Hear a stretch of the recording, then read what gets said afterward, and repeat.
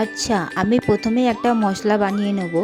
তার জন্য আমি টমেটো, আদা, কাঁচা লঙ্কা, কয়েকটা কাজু বাদাম আর একটু চারমগজ দিয়ে একটু জল দিয়ে মশলা আমি পেস্ট করে নেব।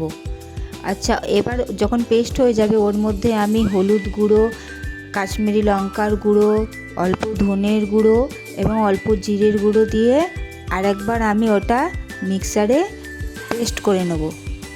আপনারা চাইলে সব একেবারে একসাথে দিয়েও পেস্ট করে নিতে পারেন। এবার আমি কড়াতে সাদা তেল দিয়ে ওর মধ্যে 1 চা চামচ একটু ঘি মিশিয়ে পনিরগুলো ভালো করে ভেজে নেব। ভাজা হয়ে গেলে পনিরগুলো আমি একটা পাত্রের মধ্যে নর্মাল জলের মধ্যে ডুবিয়ে রেখে দেবো, যাতে পনিরগুলো শক্ত না হয়। এবার ওই তেলের মধ্যেই আমি আলু, পেঁয়াজ আর ক্যাপসিকাম আলাদা আলাদা করে ভেজে তুলে রেখে দেব।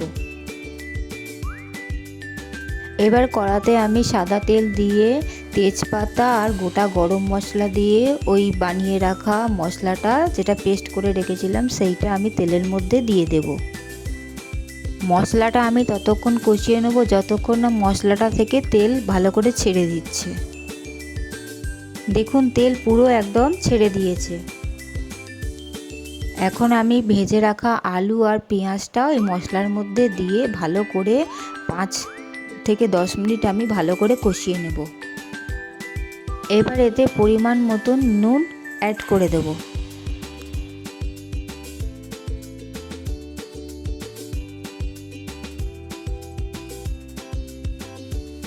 আচ্ছা, এইবার আমি এতে জল অ্যাড করব। ওই পনির ভিজিয়ে রাখা যে জলটা আছে ওটাই আমি ব্যবহার করেছি।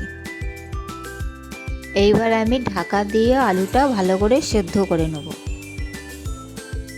দেখুন বন্ধুরা, আলুটা আমার পুরো একদম সেদ্ধ হয়ে গেছে। এখন আমি ওর মধ্যে একটু কসুরি মেথি একটু অ্যাড করে দেব, যেটা আপনাদেরকে আমি দেখাতে পারিনি। তারপর একটু গরম মশলা, পরিমাণ মতন একটু গরম মশলা দেব। ভেজে রাখা পনিরগুলো আমি অ্যাড করে দেব। ভালো করে একটু তরকারির সাথে মিশিয়ে নেব। এখন আমি একটু ঘি অ্যাড করে দেব। অল্প, বেশি না, অল্প দিলেই হবে, যাতে টেস্টটা ভালো হয়। এবার ভেজে রাখা ক্যাপসিকামগুলো ওপর থেকে আমি দিয়ে দেব। তরকারি একদম রেডি। একবার জাস্ট বানিয়ে দেখবেন, অসম্ভব সুন্দর লাগে খেতে। রেডি। Thanks for watching.